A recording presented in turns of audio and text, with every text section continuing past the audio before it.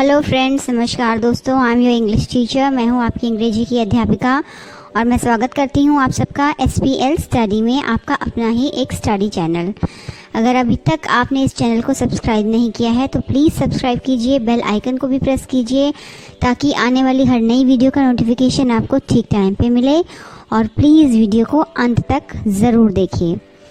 चलिए वीडियो शुरू करते हैं। आज मैं आपके लिए लेके आई हूँ WH वर्ड इंट्रोगेटिव सेंटेंसेस और WH word interrogative negative sentences is MR के साथ, यानी कि ऐसे वाक्य जो कि इज MR की ट्रांसलेशन की शर्तों को पूरा करते हैं, यानी कि वाक्य के अंत में है या हूँ में से एक आता है और वाक्य में कोई क्रिया शब्द का प्रयोग नहीं होता, यानी कि वाक्य में जो सब्जेक्ट यानी कि कर्ता है वो कोई काम नहीं करता है, बस उस कर्ता के बारे में बताया जाता है, कोई बात की जाती है। और WH वर्ड इंट्रोगेटिव सेंटेंसेस वो तब बन जाते हैं जब उसमें किसी प्रश्नवाचक शब्द का प्रयोग होता है। अगर प्रश्नवाचक शब्द के साथ साथ वाक्य में नहीं का भी प्रयोग है तो वे बन जाते हैं WH word interrogative negative sentences. अगर ऐसे वाक्य में जो क्वेश्चन वर्ड है वो है कैसे, कैसी या कैसा, इनमें से किसी भी एक शब्द का प्रयोग किया गया है, वाक्य को WH वर्ड क्वेश्चन इंट्रोगेटिव बनाने के लिए, तो इस शब्द की हिंदी से अंग्रेजी में ट्रांसलेशन हम करेंगे हाउ से, HOW, हाउ। ऐसे वाक्य की हिंदी से अंग्रेजी में ट्रांसलेशन करने का रूल ये रहा आपके सामने स्क्रीन पर। सबसे पहले क्वेश्चन वर्ड यानी कि हाउ, उसके बाद वाक्य में कर्ता के हिसाब से इज, एम या आर, उसके बाद वाक्य का कर्ता, फिर ऑब्जेक्ट, फिर क्वेश्चन मार्क। एग्जाम्पल देखिए, तुम कैसे हो, हाउ आर यू, कैसे की अंग्रेजी हाउ, और तुम यू है उसके हिसाब से इज एम आर में से लगेगा आर, तो हाउ आर यू। तुम सब कैसे हो, सबकी इंग्लिश है all, how are you all. वो कैसे हैं, हाउ आर दे, वो सब कैसे हैं, हाउ आर दे ऑल। तुम्हारी माताजी कैसी हैं, हाउ इज़ योर मदर। तुम्हारी माताजी अब कैसी हैं, how is your mother now. अब इसमें ऑब्जेक्ट बन जाता है जिसकी अंग्रेजी है नाउ। तुम्हारे पिताजी का स्वास्थ्य कैसा है, how is your father's health. तुम्हारा मूड कैसा है, हाउ इज़ योर मूड। इन दिनों भारत का मौसम कैसा है, how is India's weather nowadays. इन दिनों की अंग्रेजी नाउ अ डेज। तुम्हारा नया विद्यालय कैसा है, how is your new school. अब अगर वाक्य में कितना, कितने और कितनी शब्द में से कोई एक शब्द का प्रयोग हुआ है, अभी तक हमने जो भी वाक्य करे हैं उसमें कैसा, कैसी, कैसे शब्द का प्रयोग हुआ था प्रश्नवाचक शब्द के रूप में। अगर अब कैसा, कैसी या कैसे की जगह शब्द हो जाते हैं कितना, कितनी या कितने, तो ऐसे वाक्य की हिंदी से अंग्रेजी में ट्रांसलेशन हम कैसे करेंगे, इसके लिए भी हम हाउ शब्द का ही प्रयोग करेंगे। ध्यान देने वाली बात यह है कि जब हिंदी के वाक्य में कितना, कितने या कितनी में से कोई एक शब्द आता है तो ये शब्द कभी अकेला नहीं आता, या तो इसके साथ संज्ञा शब्द जुड़ा होता है या फिर सर्वनाम शब्द। तो पहले हम ऐसे सेंटेंसेस के एग्जाम्पल देखेंगे जबकि जिन वाक्यों में कितना, कितने और कितनी के साथ संज्ञा शब्द यानी कि नाउन जुड़ा होगा। ध्यान दीजिए, संज्ञा शब्द या नाउन वे शब्द होते हैं जो किसी व्यक्ति, वस्तु या स्थान का नाम होते हैं। जैसे व्यक्ति का नाम राम, मोहन, सीता, वस्तु का नाम माचिस, सोफा, कंबल, स्थान का नाम Delhi, Bombay, India, USA, UK etcetera. ये सभी वर्ड नाउन यानी कि संज्ञा शब्द है। तो ऐसे वाक्य जिनमें कि शब्द क्वेश्चन का जो शब्द है वो कितना, कितनी या कितने हैं और उसके साथ संज्ञा शब्द जुड़ा है, ऐसे वाक्यों की हिंदी से अंग्रेजी में ट्रांसलेशन कैसे करेंगे। ध्यान दीजिए, कितना पानी, कितने थैले, कितने घंटे, कितने रुपए, कितनी कक्षाएं, कितना सामान, कितने लोग, कितने लड़के लड़कियां। इसमें कितना, कितनी या कितने के साथ जितने भी शब्द मैंने जोड़ के दिखाए हैं ये सभी संज्ञा शब्द हैं।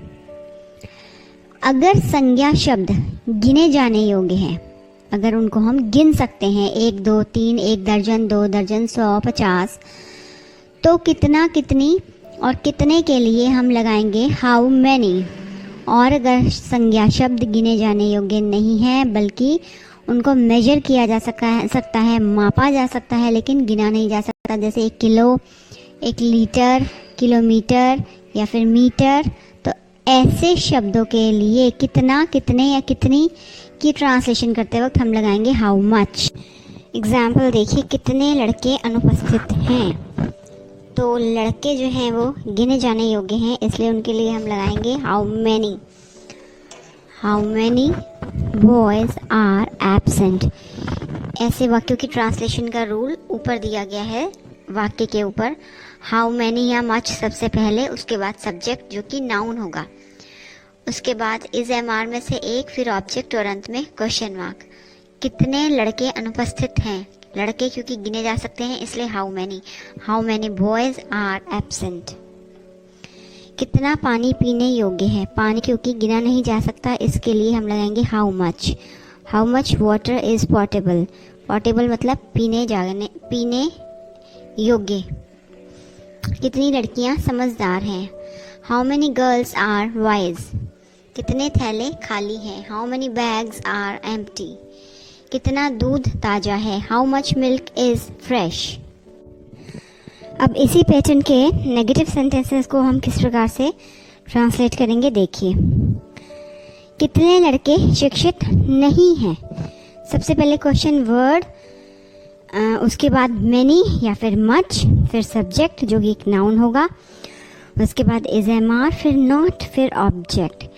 तो क्वेश्चन वर्ड है हाउ, और लड़के हैं क्योंकि इस वाक्य में लड़के क्योंकि काउंटेबल नाउन है, गिने जाने योग्य हैं, गिने जा सकते हैं, तो हम लगाएंगे how many boys are not literate. कितने कपड़े गीले नहीं हैं, how many clothes are not wet. यहाँ पर भी हमने हाउ मेनी लगाया है क्योंकि जो कपड़े हैं वो गिने जा सकते हैं। कितनी चीनी शुद्ध नहीं है, अब चीनी गिनी नहीं जा सकती बल्कि मापी जा सकती है, इसलिए हम चीनी के लिए लगाएंगे how much sugar is not pure. आइए अब कुछ ऐसे वाक्यों के एग्जाम्पल्स देखते हैं जिसमें कितना, कितनी या कितने के साथ एडजेक्टिव शब्द यानी कि विशेषण लगा हो। विशेषण शब्द वे होते हैं जो किसी संज्ञा या सर्वनाम की विशेषता बताते हैं, जैसे सुंदर, बदसूरत, नया, पुराना, लंबा, चौड़ा, ऊंचा, गहरा, ये सभी शब्द विशेषण शब्द हैं। कितना लंबा, कितना दूर, कितना चौड़ा, ऐसे वाक्य जिनमें इस तरह की किसी चीज़ का प्रयोग हुआ हो, तो उनकी ट्रांसलेशन हम कैसे करते हैं। उसमें सबसे पहले हम लगाते हैं हाउ, उसके बाद वो एडजेक्टिव यानी कि विशेषण शब्द जोड़ देते हैं, फिर वाक्य के कर्ता के हिसाब से इज एम आर में से एक, उसके बाद वाक्य का कर्ता, उसके बाद ऑब्जेक्ट और अंत में प्रश्नवाचक चिन्ह। तुम्हारा घर कितना दूर है, तो हाउ, और हाउ के बाद लगाएंगे हम फार जो कि एक एडजेक्टिव है। उसके बाद क्योंकि हमारा जो कर्ता यानी कि सब्जेक्ट है वो योर होम है जो कि एक सिंगुलर नाउन है, उसके हिसाब से हम लगाएंगे is. How far is your home. यह किला कितना पुराना है, यह किला, this fort, how old is this fort. वह सड़क कितनी लंबी है, how long is that road. यह कुआं कितना गहरा है, हाउ डीप। कितना शब्द के साथ जो विशेषण लगा है वो गहरा यानी कि डीप, और दिस वेल एक सिंगुलर नाउन है तो उस हिसाब से लगाया है हमने हाउ डीप के बाद is. How deep is this well. तुम्हारी योजना कितनी विश्वसनीय है, how reliable is your plan. अभी के लिए बस इतना ही। Thanks for watching my video. अगर पसंद आया हो आपको तो प्लीज़ लाइक, शेयर और सब्सक्राइब ज़रूर कीजिए, और टेक केयर एंड बाय।